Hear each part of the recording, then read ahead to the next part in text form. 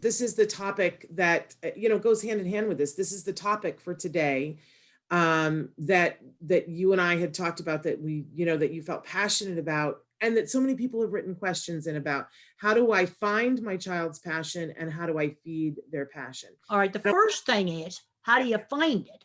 I think a lot of kids today are not getting exposed to enough different things because the schools have taken out so many activities that they're not going to find the passion. When I was in high school, cattle wasn't anything I even thought about. I got exposed to it. Horses, again, I got exposed to them. What if I'd not been exposed to them? And I'm seeing too many kids today where the only thing they're exposed to is video games, and they're getting completely addicted, and they're not going anywhere. If they were becoming great game designers, I wouldn't be criticizing it, but that's not what's happening. But taking the hands-on classes out of the schools, on music, theater, all of these kinds of things, worst thing they ever did. I think we've got to start getting these things going in the neighborhood. So in this COVID time and during this summer, for these families that are listening to this and they're like, okay, I'm revved. I've got the time. I've got a little bit of time this summer. I want to find my child's passion, but I can't take them places. Like, because I know you're a problem solver. So let's come up with some things that they can do to expose their kids to things, to see what they're passionate about. All right. First of all, gardening is taking off right now. That's something you could do. People are remodeling their houses. Oh, Home Depot is probably having a great time right now selling stuff for that. Building things, camping in your backyard. And then, of course, I've got my book, Calling All Minds. It's also about famous inventors. And there's things that we can do. Build things, art, we can do that. Take a programming class. There's all kinds of free classes online on Khan Academy. Wolfram Mathematica, a real great mathematics site. And if you want to turn on the math, kids, look up protein symmetry on Google Images. Protein symmetry. I just looked it up again the other day. You got me turned on to that. Windows are inside your body. It's like, but let's just get creative. I was reading just in our local paper about how the neighbors were doing things together. They were keeping social distancing, but they were doing things together. I've seen. I've met more of my neighbors since this happened than I had in the year before I lived here, because people are connecting with each other across the fence. That's exactly what's happening here in my neighborhood. I'm meeting people that I'd never met before. I love it. And they're out walking their dogs, or they're playing catch out in the grass. Let me ask you something, Temple. Have you ever done any of the virtual, like when you put on the virtual glasses and you get to go someplace like to the Grand Canyon? And what do you think about that for the autistic mind? Do you feel like that's a beneficial thing, or do you have concerns about that? Well, I think in moderation it would be okay, but it's not the same as doing it. They had a demonstration of Facebook had a demonstration of super virtual reality. They had the Denver airport, and I went and I tried it. And now this was probably 4 years ago. I thought the images were blurry. But the thing is, when I turned my head, the image, that was realistic. I could do this. Yeah. I also got kind of disoriented, and I had to hold on to the wall because I was afraid I was going to fall. There's things we can do with virtual reality, but it's not going to replace doing real things. But let's introduce tools to kids.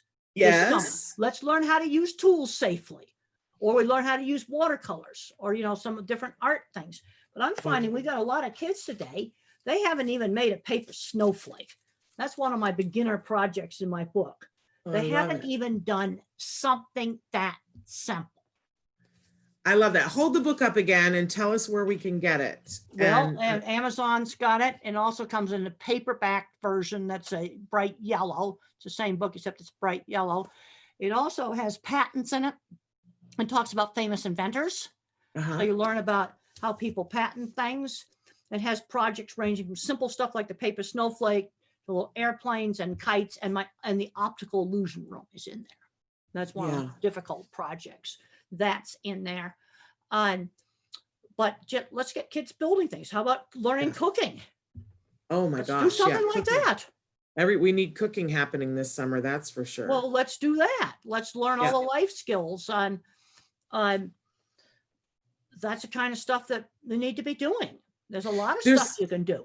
I don't know if you've seen, because every year we put out a toy guide to recommend things, and there's a company, and of course I can't think what their name is right now. I'm going to Google it and find it, but they put out STEAM kits that they're basically erector sets that are for us to build a specific thing each month, and it comes in the mail, and the kids get it, and they've got these beautiful guides, but it has everything they need to build a Ferris wheel or build. They're really cool kits. I don't know if you've seen cool, them. but then again, I want them building something from scratch too. We made all kinds of stuff from scratch, and just scraps of wood, nails. When I was in second grade, I was cutting coat hangers with a pair of pliers. I was not allowed to use a saw in second grade, but I was using screwdriver, hammer, and pliers, scissors. And what were you building? Well, what were you one of the things I was doing with coat hangers is I wanted to make and it's in the Calling All Minds book, a parachute that when I threw my little parachute up in the air that was made with a scarf, it wouldn't open. So I made these spreader bars like this out of bent coat hanger with bent ends. I could barely cut it, and I had to make a dent and then do this. And I made the spreader bar just right. And you know what's interesting? I have found patents of spreader bar things for real parachutes. But I was doing this when I was like in second grade to make, and that project's in the book, and I just did it by myself. Nobody helped me. This was something I just figured out on my own, and I'd make a different design. Then I'd chuck it up in the air. And when we did the book, we recreated that. And some of my little projects weren't as easy to recreate as I thought they were going to be. Really? Kids need to learn to tinker, but let's just start doing things. But part of the other thing, because we said finding the passion, but then feeding it, and one of the things that I want to spend a couple of minutes talking about is that your mother, when you were in second grade and deciding to cut coat hangers, didn't say to you, let's not do that. Now saw wasn't allowed, and knives were not allowed. There was some rules. I could use the pliers, but you were cutting the wire, hammer, the screwdriver, and nails. Screws. And I got to tell you that when my son was 3, he sat underneath, I don't know how, well, first he started taking apart flashlights, and anytime there was a flashlight or a remote control anywhere, he would take it apart.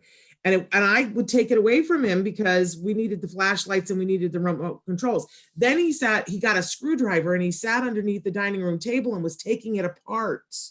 And because I didn't know you then, was like, no, and hid the screwdriver. Now I wished I. No, what we would do now, let's get some screws from the hardware store, screwdriver. Let's get him a Phillips too. So he learns there's a Phillips screwdriver and a regular screwdriver.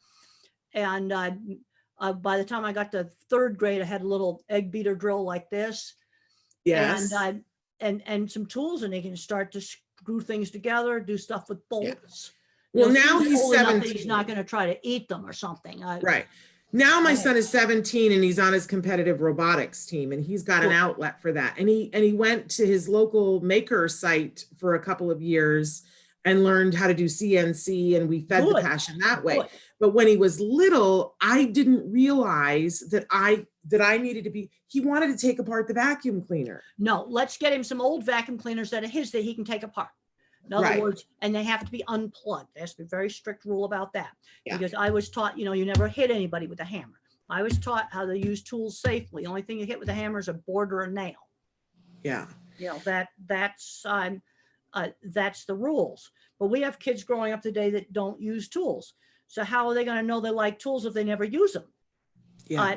I think Legos are great, but I think when you're 16, you ought to be building with some other things too. You could combine Legos into other things that you make.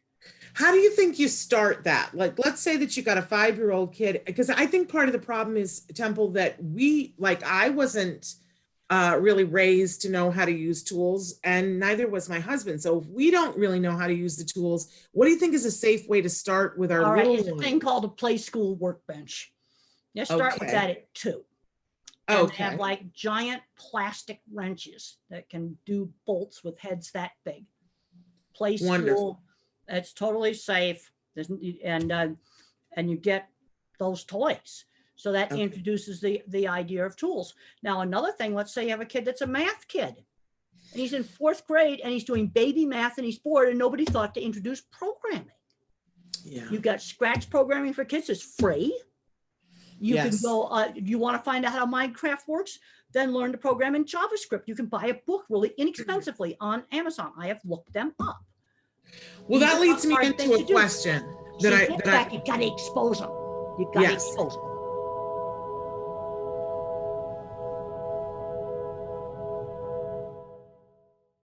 Hey, thanks for watching Autism Live. To subscribe, click here. And if you'd like to check out some more of our videos, click here.